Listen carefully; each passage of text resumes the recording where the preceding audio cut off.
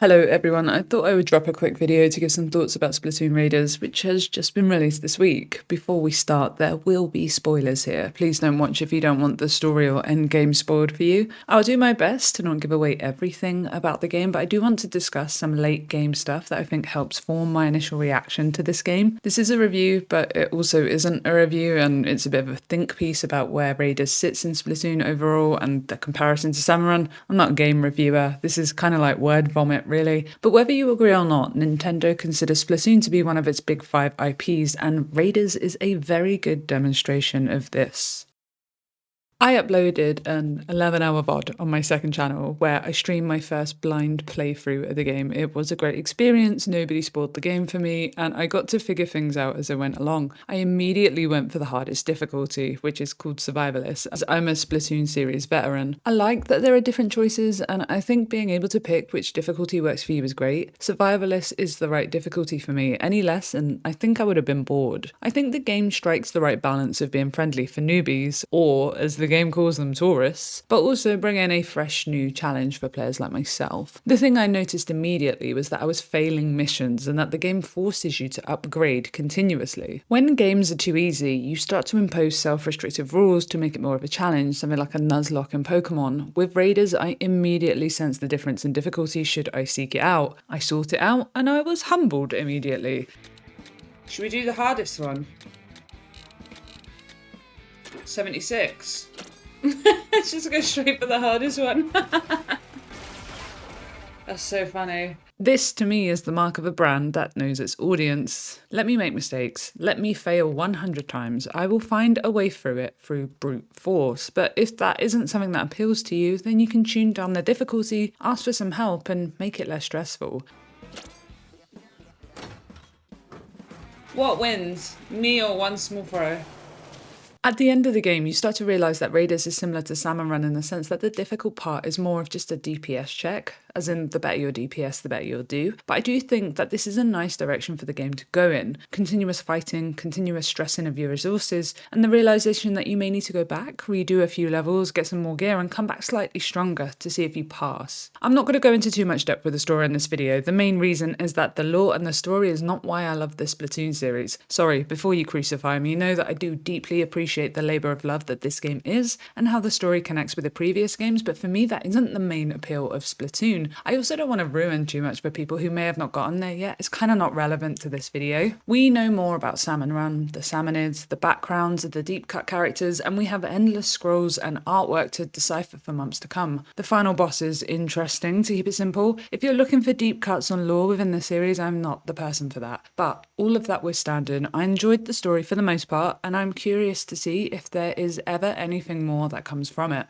The other thing I want to briefly touch on before going on to only discuss positives is that some of the maps or stages do feel a bit empty and long at times. There were several times where I just felt like I was moving forward and doing nothing else. I understand why this is done, to give a break between hordes I imagine, but there is sometimes a lack of anything distinct. Some of the ice and lava stages look similar. I mean, this is a real nitpick because I don't want to spend this video just praising the game. Given everything in the back catalogue, you can see how different the stages on Raiders are compared to the main 3 games in the series before it. They're trying something very different here. It lands for the most part, but there are some questionable moments where I think there could have been more to do, more to see, or just more to fight. The gameplay is where this game ultimately shines for me. There's almost too much to say. The gadgets are an insanely good way to freshen up sub-weapons. The sub, as we know it from Splatoon, is gone in Raiders. We now have various different gadgets aligned to different tanks. The tanks benefit different weapons and different playstyles, but they do encourage you to mix and match and try out different things. Do you favour power, speed, or tactics? The game isn't hard to pick up and start new.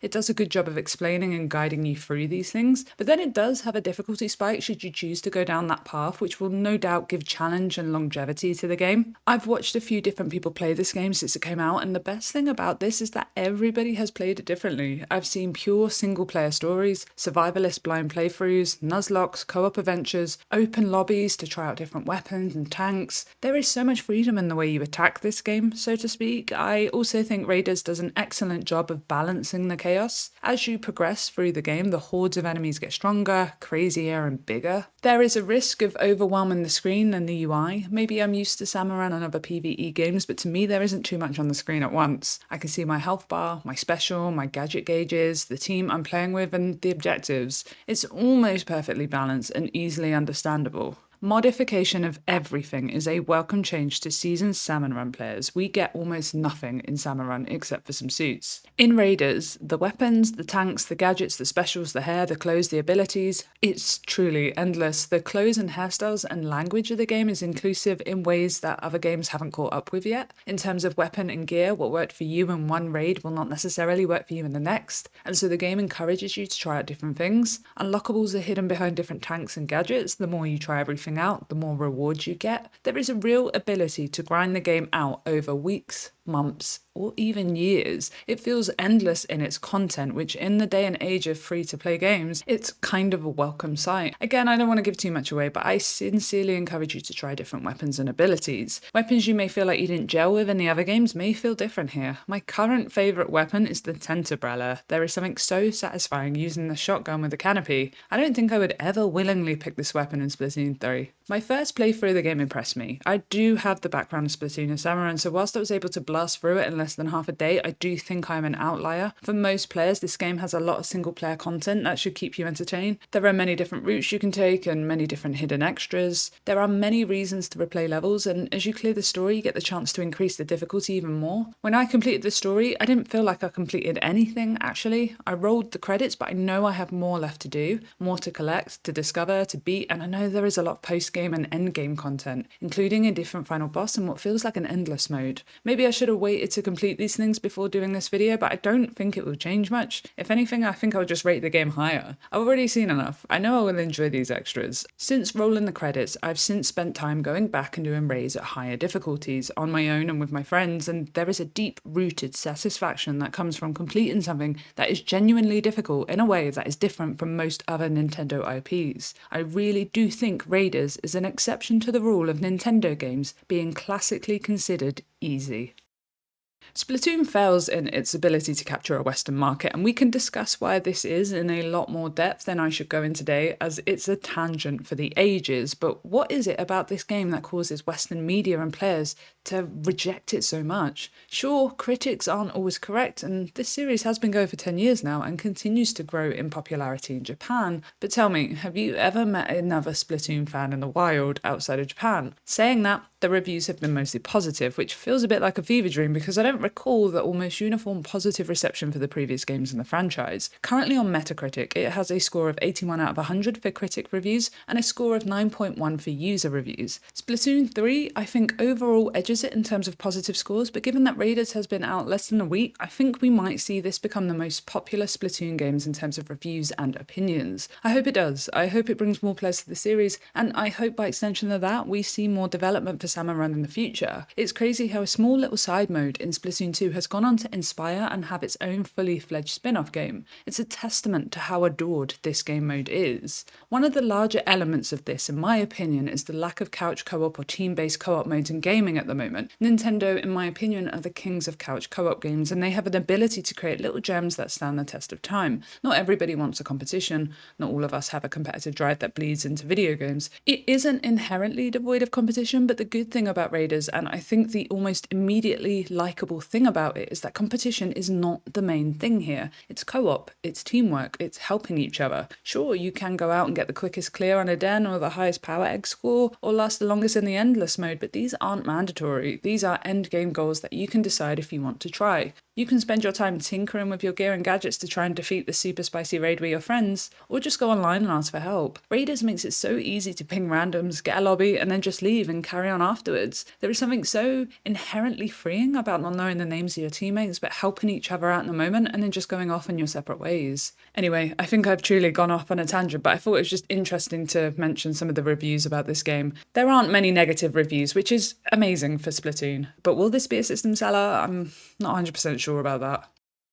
If you're new here to my channel, then you won't necessarily know that I've been a Splatoon fan since the first game, but my channel and content is specifically focused on Salmon Run. To me, that is the most fun part of Splatoon, but that isn't to say the PvP or single player modes aren't good. I love them. Splatoon 1's original story is what brought me into the franchise. I bought Splatoon 2 on the basis of how much I loved the first game, and it was only then did we get Salmon Run. So make no mistake, whilst I am a Salmon Run purist, the Splatoon series overall holds a deeply special place in my heart. The design, art, and overall aesthetic of Raiders is on brand for the Splatoon series. It isn't hugely different, but it doesn't feel derivative. It reinvents a lot of what we already know. I think one of the first things I noticed was how movement in the ink felt slightly different. It was smoother. The water looks beautiful. The colours don't strike you as hard as they do in Splatoon 3, but given that we're shipwrecked somewhere in the eye of the storm, you don't expect it to be as intense. It still has that same colourful art direction that Splatoon is known for, but it's intricate and it's used more sparingly. The weapons are a good example of this. Streamed together from random parts you pick up throughout the game, they look exactly how you would imagine them to look. Plastic bottles, bits of fishing nets, random pieces of metal. A lot of detail has gone into making this world as immersive as possible. The music, the soundtrack, it's wonderfully jarring and weird. It has that same franticness as Salmon Run. The main characters are full of individual traits that bring them to life throughout the story of the game. Big Man is the best character in the history of Splatoon, and I found out he is a content creator in Splatoon universe. What is there not to love about that? The Salmonids are like the Salmonids from Salmon Run, but angrier, beefier, and full of salt. They're genuinely ugly in a very impressive way. They're harder to defeat, but you can tell that just by looking at them, especially in comparison to the Salmon Run enemies, which now look soft and easy in comparison. I don't know, I could ramble about this forever. The Switch 2 brings the Splatoon series to life in ways I didn't imagine possible. You can see the level of attention that has gone into this game. Artistically, just like every game in the franchise before it, Raiders stands out in gaming for just being so different, but it does have a knack of making it feel so warm at the same time. Think what you would forage if you were on a shipwreck somewhere in the sea. You'd use plastic bottles to tie up your hair too, wouldn't you? You know what the best thing about Raiders is? Single player. I love Salmon Run, but you are forced to play with others. The idea of a single player Salmon Run has been something of an interest to me for the longest time. So whilst we don't have that one-to-one match, what we do have is a PvE mode that can be done entirely on your own. The dungeons, the raids, they scale up or down for whether you're with a group or whether you're on your own. The gadget sampler levels are excellent little solo puzzles to grapple with. The need to go back to complete raids and dungeons again doesn't feel too samey when you're on your own. There are only a couple of fights that did drag on a bit, but for the most part playing solo feels challenging, fulfilling, and gives us a sort of similar vibe to Salmon Run. So for all you lot out there that tell me you are really good at Salmon Run but it's your teammates that hold you back, now you have a game where you can take everything you've learned and apply it and beat the hardest bosses. The game is so good at being a single player that I've almost forgotten I can ask my friends to join me for help. To me, that is the mark of a very good game. Is this game going to replace Salmon Run? Well, the short answer is no. The long answer is still no, but with some nuance. This game is not the same as Salmon Run. There were a lot of people excited for me, proclaiming Raiders to be a specific Salmon Run game, but I actually think it doesn't share any similarities outside of the superficial. Superficial isn't a negative word here. I mean that the game is obviously related to Salmon Run in the sense of the stories, the enemies, and the overall style. But I do think that is where the similarities end. The gameplay, the overall mechanics, and the end game do not bear any resemblance to Salmon Run as we currently know it. Whether this game will provide the next launching point for Salmon Run is a different story and actually an idea for a future video. But as we know it now, Raiders doesn't share many similarities to Salmon Run when discussing the gameplay. Salmon Run is quite basic in a way. You load in, you play 3 waves, you get weapons, there is no customization, no modding, no story other than some lore, you destroy enemies, deposit eggs, leave and start again. There is some depth in the sense of king fights and different tech with weapons and specials, but if you want to compare Salmon Run to Raiders, then Salmon Run is severely lacking depth. It is, sorry to remind all of us Salmon Run nerds, a side mode in a game. It has grown leaps and bounds since Splatoon 2's original incarnation, and Splatoon 3 Salmon Run is truly a pleasure to play. For me, it is the game, the only game, and it is my game. I could talk about it for hours. Actually, I already do on this channel.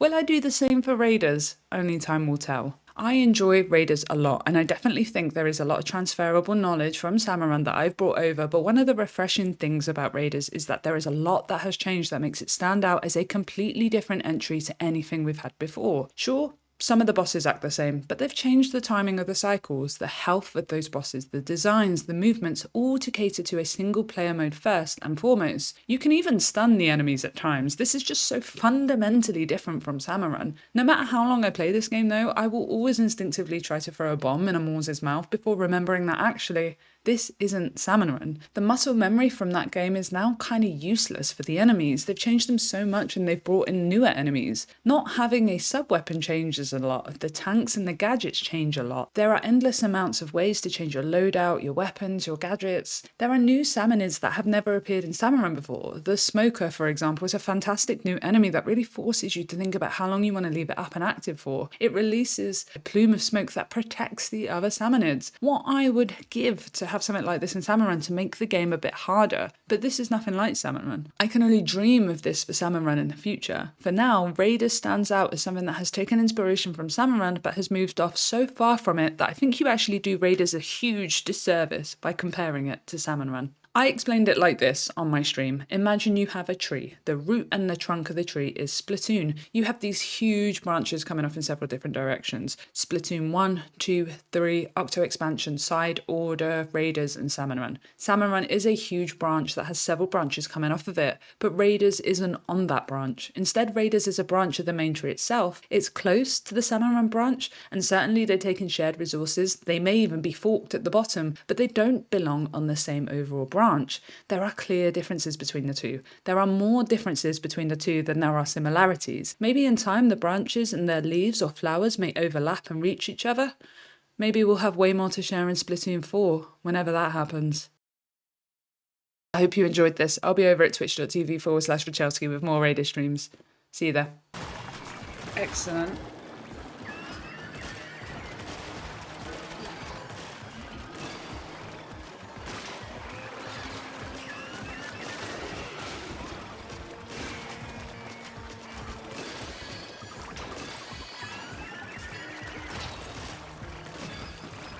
Nice. Ah! Last guy. All this time I didn't know he was over there.